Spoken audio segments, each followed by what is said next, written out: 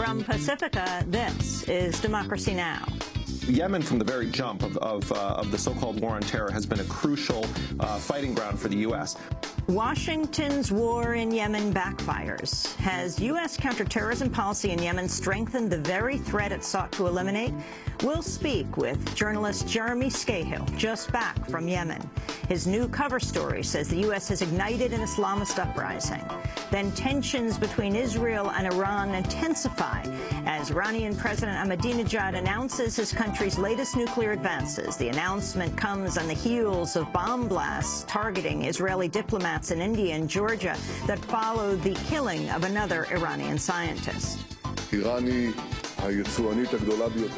is the world's greatest exporter of terror. During these very days, Iran's terror actions have been revealed to everyone's eyes. Iran upsets the stability of the world. We'll speak with Glenn Greenwald of Salon.com and Reza Marashi of the National Iranian American Council. Then a deadly prison fire in Honduras kills more than 350 people, many of them locked in their cells. It's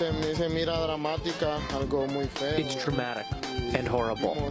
We saw a completely charred body, and we are placing them into bags and parts, because when we grab them, they disintegrate. It's shocking. Most of the dead were awaiting trial. All that and more coming up. Welcome to Democracy Now!, democracynow.org, the War and Peace Report. I'm Amy Goodman. Afghan President Hamid Karzai has confirmed the U.S. and Afghan governments have been holding three-way talks with the Taliban. Speaking to the Wall Street Journal, Karzai said he believes most Taliban members want to find a peaceful settlement to the 10-year war in Afghanistan. Karzai made the comments ahead of a trip to Pakistan today for meetings with the Pakistani government and Iranian President Mahmoud Ahmadinejad.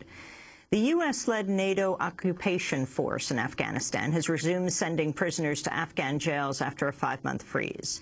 The transfers were halted last year after a UN report uncovered human rights violations at Afghan prisons. At least 6 people have been killed in a U.S. drone strike in Pakistan's North Waziristan province near the Afghan border. Pakistani officials said the attack targeted a compound housing militants in an area also hit by U.S. missiles last week. Iran is claiming significant new advances in its nuclear program, citing new uranium enrichment centrifuges and domestically made reactor fuel. According to state media reports, the Iranian president, Ahmadinejad, has inserted the first Iranian-manufactured fuel rod into a Tehran reactor.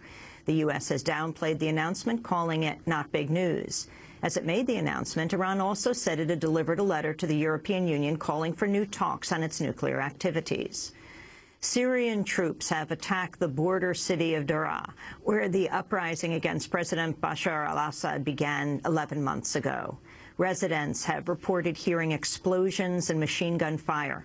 While the shelling of Homs continues, troops have now launched a new offensive in the city of Hama, reportedly killing 14 people. The attacks come a day after Assad offered to hold a referendum and elections. We'll have more on Iran later in the broadcast. In news from Libya, Amnesty International is warning armed militias are committing widespread human rights abuses without punishment. In a new report, Amnesty says the Libyan government has turned a blind eye to the militias, which mostly target those believed to be loyalists of the slain leader Muammar Gaddafi. The report's co-author, Amnesty's Karsten Jugersten, called for the militias to be reined in. The problem is that these militias are de facto above the law, that they're not being held accountable for what they're doing, and that the authorities not dare to do so.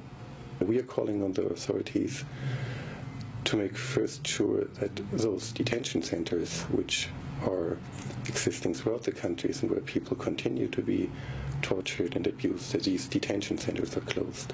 And then they have to send a clear message to these militias by starting to prosecute those perpetrators of crimes, particularly in cases where people have died. A new report has found malnutrition is a hidden crisis that kills 5 children around the world every minute. The group Save the Children says nearly 500 million children worldwide are at risk of permanent damage over the next 15 years from chronic malnutrition. The group also reports malnutrition affects 1 in 4 children globally. United Nations is urging a dramatic escalation of aid for the drought-stricken Sahel region of West Africa. Josette Chiran, the executive director of World Food Program, says millions of people are at risk. This is a devastating drought. It's throwing more than 10 million people into grave food and nutrition insecurity. Today, 1 million children face urgent malnutrition, which can have devastating long-term consequences. President Obama visited a plant in Milwaukee, Wisconsin Tuesday to tout his economic agenda and an insourcing plan for keeping U.S. jobs from going abroad. What we can afford to do is go back to the same policies that got us into this mess. Milwaukee, we are not going back to an economy that's weakened by outsourcing and bad debt and phony financial profits. We need an economy that is built to last, that is built on American manufacturing and American know-how and American-made energy and skills for American workers and the renewal of American values of hard work and fair play and shared responsibility. That's what we're about.